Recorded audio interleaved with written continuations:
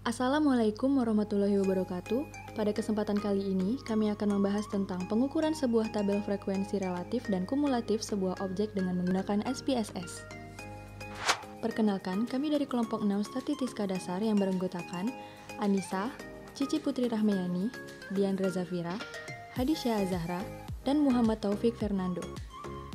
Statistiska dan distribusi frekuensi. Statistiska adalah sebuah ilmu yang mempelajari bagaimana cara merencanakan, mengumpulkan, menganalisis, lalu menginterpretasikan, dan akhirnya mempresentasikan data.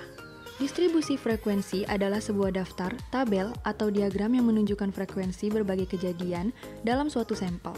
Setiap butir atau baris dalam tabel menunjukkan frekuensi atau jumlah terjadinya nilai dalam kelompok atau interval tersebut. Distribusi frekuensi relatif dan kumulatif. Distribusi frekuensi relatif adalah distribusi frekuensi yang berisikan nilai-nilai hasil bagi antara frekuensi kelada dan jumlah pengamatan. Distribusi frekuensi relatif menyatakan proporsi data yang berada pada suatu kelas interval. Distribusi frekuensi relatif pada suatu kelas didapatkan dengan cara membagi frekuensi dengan total data yang ada dari pengamatan atau observasi. Distribusi frekuensi kumulatif adalah distribusi frekuensi yang berisikan frekuensi kumulatif atau frekuensi yang dijumlahkan. Distribusi frekuensi kumulatif memiliki kurva yang disebut ogive. Ada dua macam distribusi frekuensi kumulatif, yaitu distribusi frekuensi kumulatif kurang dari dan distribusi frekuensi lebih dari. Baiklah, saya akan menjelaskan tentang data tinggi badan mahasiswa sistem informasi dan deskripsi tinggi badan mahasiswa sistem informasi tahun 2019. Di sini kalian bisa lihat sendiri ada 47 data mahasiswa yang telah mengisi kuesioner tinggi badan, dan di sini ada deskripsi tinggi badan mahasiswanya. Yang diketahui banyak datanya yaitu 47, X-min-nya 145 yang diambil dari nilai terendah tinggi badan, dan X-max-nya 180 yang diambil dari nilai tertinggi tinggi badan. Cara menentukan rentang kelas yaitu X-max dikurang X-min yang hasilnya 35. Setelah itu, cara menentukan banyak selang kelas dengan cara 1 ditambah 3,3 log N. N ini diambil dari banyak data yaitu 47 dan hasilnya 6,17 yang digenapi menjadi 7. Setelah itu, cara mencari selang dalam kelas yaitu R dibagi K. R itu menentukan rentang kelas dan K itu banyak selang kelas yang hasilnya 5. Tabel distribusi frekuensi relatif dan frekuensi kumulatif. Intervalnya dimulai dari 146 sampai 150, frekuensinya 1. Interval 151 sampai 155, frekuensinya 4, dan seterusnya.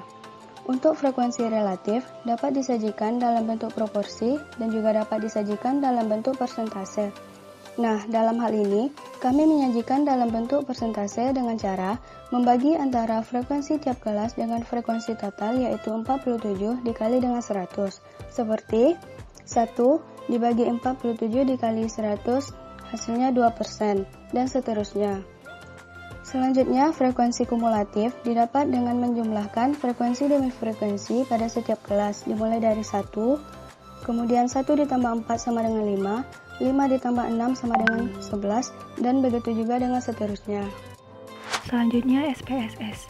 SPSS adalah sebuah program aplikasi yang memiliki kemampuan untuk analisis statik cukup tinggi, serta sistem manajemen data pada lingkungan grafis.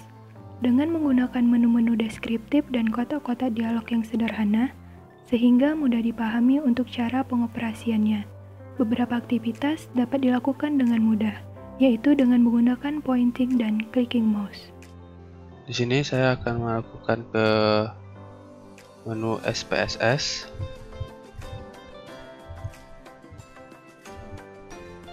Pertama, kita lakukan di variabel view. Di tabel pertama ini ada nama, tipe, dan lain-lain. Pertama kita isikan namanya, kita isi tinggi badan.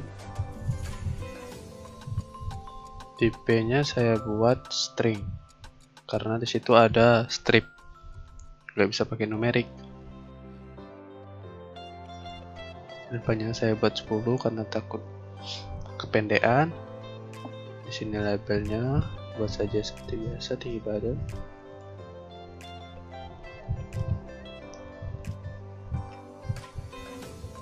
Ini buat saya center alignnya, dan bisa dilihat masuk ke data view sudah ada di kolom pertama.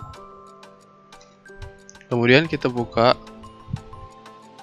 data tadi dan kita copy paste tinggi badan tersebut ke software SPSS tadi.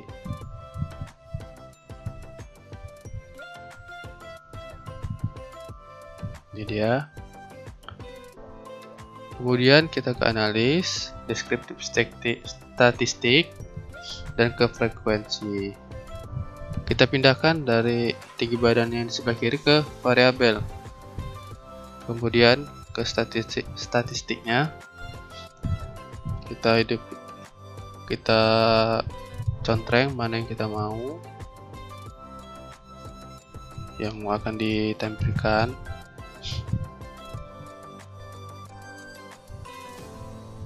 Kemudian continue charge-nya, karena dia memakai string, jadi nggak bisa pakai histogram. Saya pakai bar charts.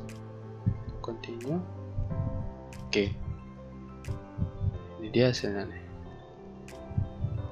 Di sini ada frekuensinya, frekuensi dari besar 121, ada persennya, persen dan kumulatif persen. Tinggi badannya, total datanya ada 47 totalnya, dan ini bar charts-nya bisa dilihat di sini. Terima kasih.